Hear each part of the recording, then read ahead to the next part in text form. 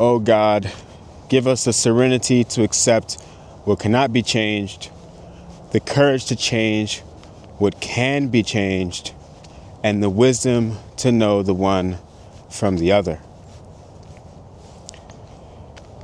I think this is a very powerful saying, and it's a famous prayer in particular. And I want to talk about this today because I had a thought to myself about how, there's things that we can control and there's things that we can't control.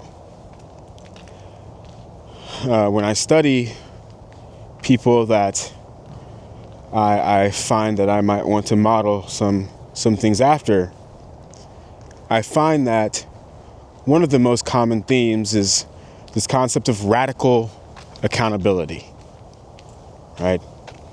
Taking massive responsibility for things that happen in their lives, right? And I think there's a massive balancing act there of, once again, accepting things that cannot be changed. Accepting, right, the cards that may have been dealt, the circumstances, and sometimes the outcomes of the things that you do. But that doesn't have to mean that you lay down and surrender to the way that you react to those things. Even in genetics, I read a book last year called Genome by Matt Ridley. I'll leave it in the comments down below. It's an old book. It's written in the 90s. And at that point, they had just discovered the human genome. And so it's probably not even super accurate. But the things that I learned from that book were fascinating. In fact, one of the things in the book that he talks about is this concept of fatalism.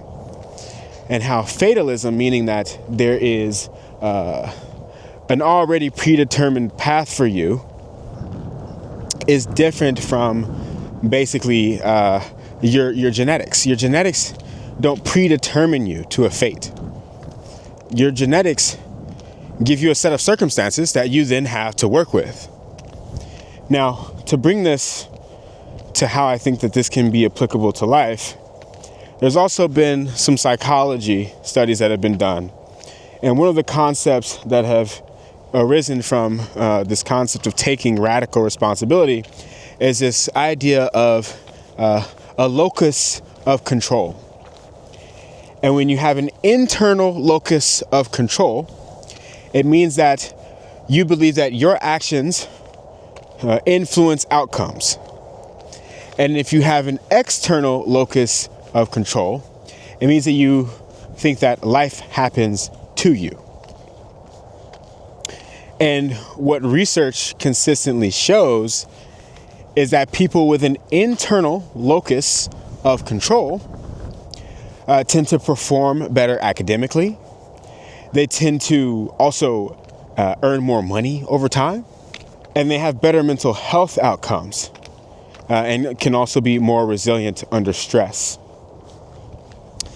And so psychology shows that people who believe they are responsible for outcomes, even when circumstances are unfair, consistently outperform people who don't. And then I'll wrap up with this thing from Viktor Frankl, who wrote a book called Man's Search for Meaning. I actually haven't read this book, but I've had people talk to me about it. And from what I understand, Viktor Frankl, he has this quote. Actually, I'll read off the quote. He says, "Everything can be taken from a man, but one thing. The last of the human freedoms, to choose one's attitude in any given set of circumstances." And now this isn't just some random guy, telling you how to live your life, right? Viktor Frankl was someone who spent time in a concentration camp in Nazi Germany. And so when he talks about taking responsibility for your responses to things, it's not some hypothetical thing, right? He went through one of the most painful experiences that any human could ever endure. And that was his takeaway. So listen, I'm not here to tell you what to do with your life, and I'm certainly figuring out mine. But if you got anything from that, let me know in the comments down below. And if you got nothing from it, let me know in the comments down below. But until next time, peace.